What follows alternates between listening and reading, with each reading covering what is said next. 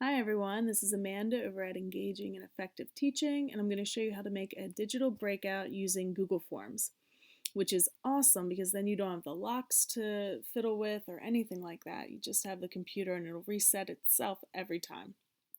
So I'm going to start by showing you what it will look like. This is one that I did recently for Macbeth, and it starts out with this cover page, which is a title, Macbeth Challenge, whatever witty thing you're going to come up with, and then a scenario. For my scenario, I had them on a game show, a reality television show where they have to find a hidden back room in the Shakespeare's Globe. Really, you just want to come up with some reason for them to solve the locks. It doesn't have to be logical per se or realistic, but give them something to work for. And on your cover page, you really just have, a scenario, a title, maybe a visual, and that's it. And then a next. From there, you'll have the locks. So I'll show you one of the locks as well.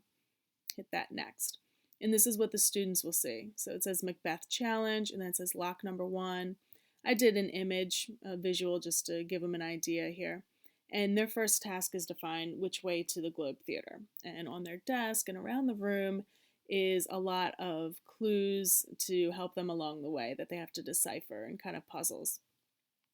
Now, if you'll notice, when I click next, maybe I get stuck on this one and I want to try to go around it. It won't let me. It's a required question. So they can't kind of pick and choose which ones they're going to work on when. And then also, when I try to type in an answer, until it's the correct answer, exactly, it's locked. Even if I start to type it incorrect, the first one is south. Even if I start to correct it and type it incorrectly, it's not going to allow it until it's in there fully correct. So I'm going to show you how to do all of that, and let's get started. Start with Google, and over here at the top right you have your apps. Well, those boxes up there, select that and get into Drive. If you have Google Forms up already on here, great, select it. I'm going to go through Drive, and you can see some of the things I've been working on lately. Up at the top left here, you've got New. And again, you might have Google Forms up here. I don't. So I'm going to go down to More, and that's where my Google Forms is. And select it. This is my blank form. The first thing I want to do is create that cover page, and I also want to pretty this up. I want to pretty it up first. That really bothers me, the purple here. You can choose a color or you can go with a visual. Since it's a breakout and there's lots of locks involved, I wanted to do some sort of locks. So I went to Upload Photos, and I went on Pixabay, which is my favorite, and I found a bunch of lock pictures, which there are a ton of bridge lock pictures. I'm going to go with this one and put it on there. Now this is going to be up at the top, so it's really a panoramic picture. You can see it's definitely landscape mode here. So you want to find something that's going to work with that. And I think this will do. Notice it'll change the background color for the entire thing as well to kind of match it. And it'll show a little bit different. This isn't exactly what the students will see. When we go into preview, it'll look a little bit nicer than that. But good enough for now.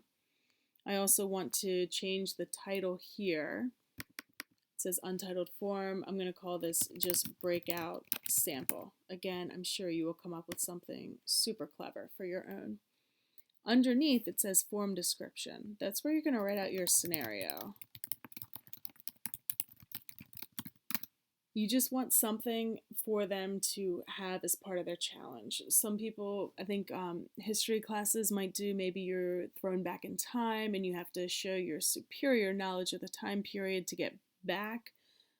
For science, it could be that, everybody's been poisonous gas in the room and you need to get all the locks in order to get the antibody for it. Whatever you can come up with, but there's my scenario.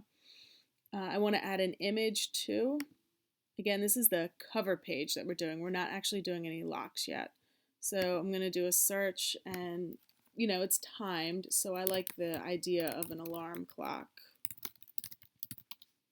to, kind of reiterate to them, time is running out and you have to be very quick with this. They have a bunch that you can do. I just did one from a web search, or you can upload your own. You can give it a title if you want to. Mine's pretty self-explanatory, so I'm not. And then again, you still have this untitled question down here. We're going to make that go away now by hitting this add section. Now, this is its own page. When we go up here to preview, that I up there, let's do a preview real quick. So one, the picture looks better up here. And two, now we've got breakout sample, this is where my scenario go, and your visual. And then it just says next. And once you have some more added, it'll give them a timeline of where they are, how many more slides they can expect or pages they can expect. But for now, it just says next. You can edit up here by hitting this pencil, but that would actually create a duplicate, and then things get a little bit crazy. So I would use the tab to go back, and I would actually just close this out. And now we're back to untitled form, and we're going to continue on from there. So now we're getting into our first lock. Lock number 1. You can have a description if you want. I just go down here and, this is where my question will go. It can be a clue, it can be a question, however you want to word it so that the students know what they need to put in there. A lot of people will maybe even add in there, like I did mine 5 directions. You might do 1 word or 1 number and 1 word. Whatever, just give them an idea of what they need to put, because you're going to change this to make sure it says short answer. You're going to make it required. That's what stops them from moving on. And then over here, these 3 lines is the key step where you're going to say response validation. I always go with regular expression and matches. And then whatever it is, I said 1 number, 1 word, I'm going to say 11 apples. That's the secret to it. It has to read just like that. If they do capital A, it won't count. If they don't put a space, it won't count. It has to be exactly that. So as you're going around, you might want to make sure if people are getting frustrated, that might be the problem. You can also put a hint over here. And this is what comes up if they're not sure, if they keep getting it wrong. So it could say hint all lowercase or all caps. You could do the standard still locked, which I did a couple times on mine. And I even threw in a Shakespearean insult at one point, like still locked, you scallywag, or whatever Shakespeare says that isn't too terrible to throw at the students. And I might as well just leave that, still locked. And that's how you have your lock. You can put a picture in here as well. Sometimes for the clue, it's a picture, and maybe that's what you want to show them. Sometimes it's just relevant with the clue, and it just makes it prettier. Whatever you want to do with that. You can even add videos. I would be careful with the videos. It can slow it down, and then it can also cause a little bit of issues with it, but give it a try. Just make sure you test it out before you try it with the students. That's it. Once you add another section, then you add your next one, and you just keep going. This would be lock number 2. And so forth. Let's say I've done all my locks.